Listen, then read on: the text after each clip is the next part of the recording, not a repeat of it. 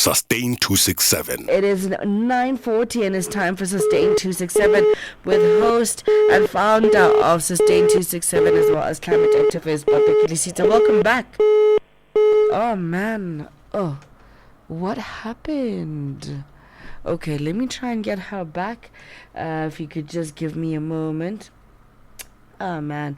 So stick around because the conversation for today is actually called greening jobs in the face of climate crisis. That's the conversation for today with Pato Kelesitse. Hopefully we get her back in the line.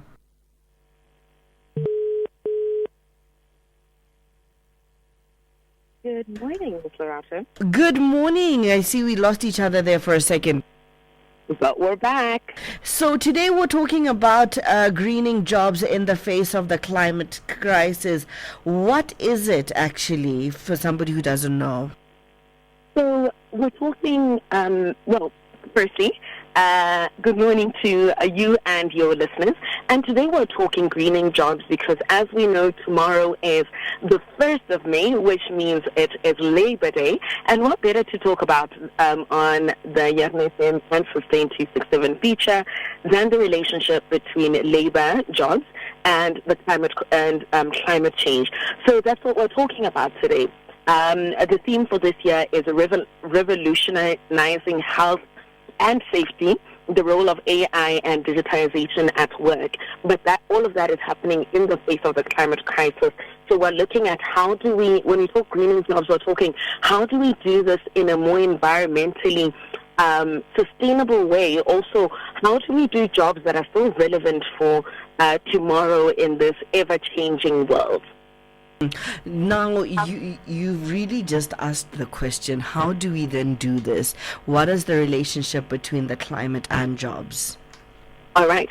So, firstly, there are no jobs on a dead planet. I think we've heard that one quite a bit.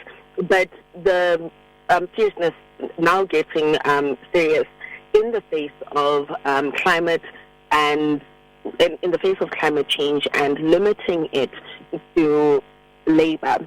As we see the climate crisis worsening, we will see the kind of jobs that are needed changing. We will see some jobs becoming redundant because they're just not relevant anymore or they're now too dangerous to do in the heat.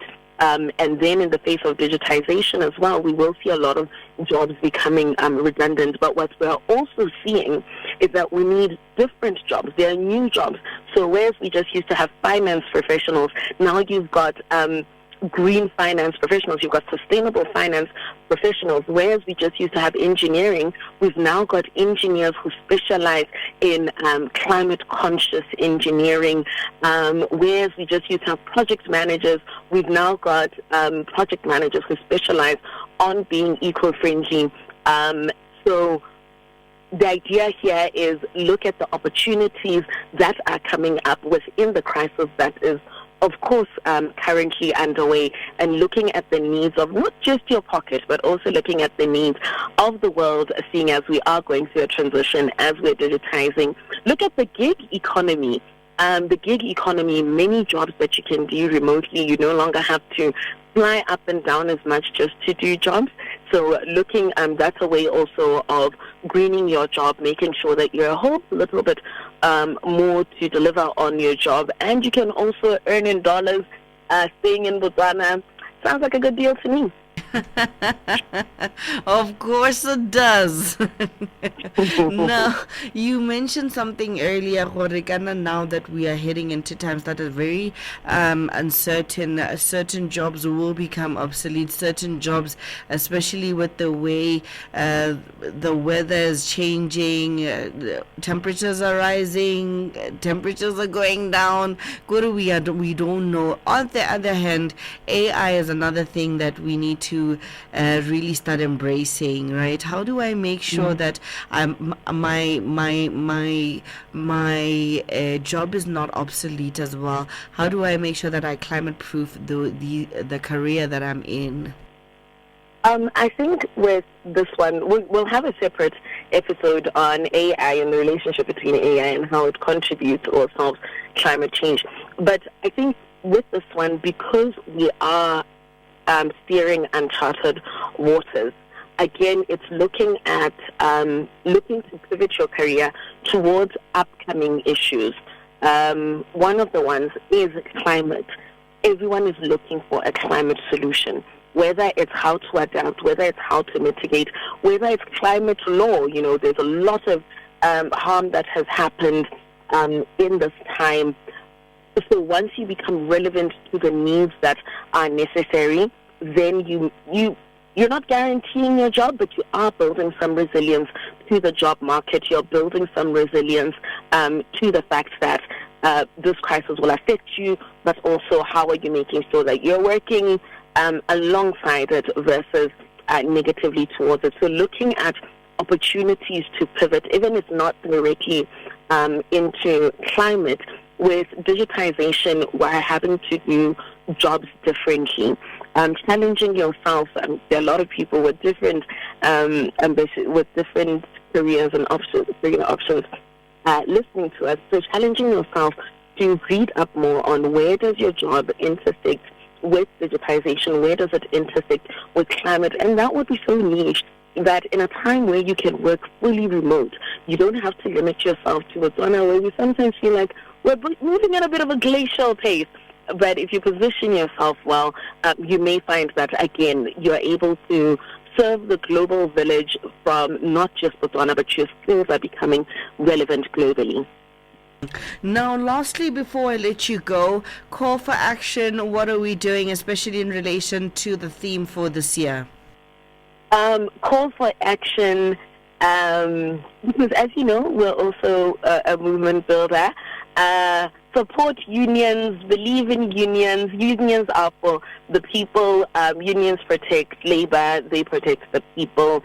They're the ones who made this day become a reality.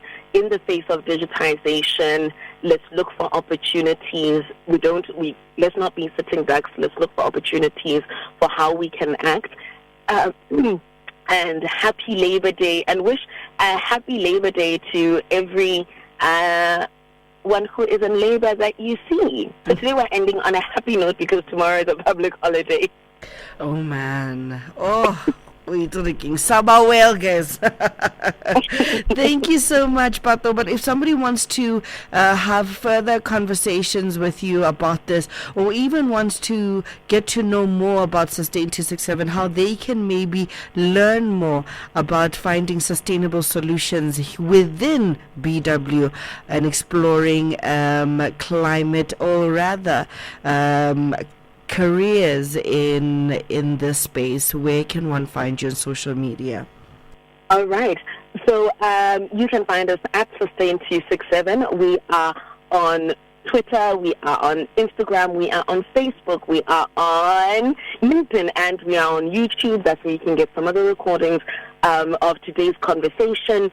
So on our social media, every Tuesday, we share the Tuesday plug, where we share different opportunities around taking climate action, around getting funding, around careers. We've also got cleanups that are coming up on the 3rd of May. We've got a cleanup in Block 10.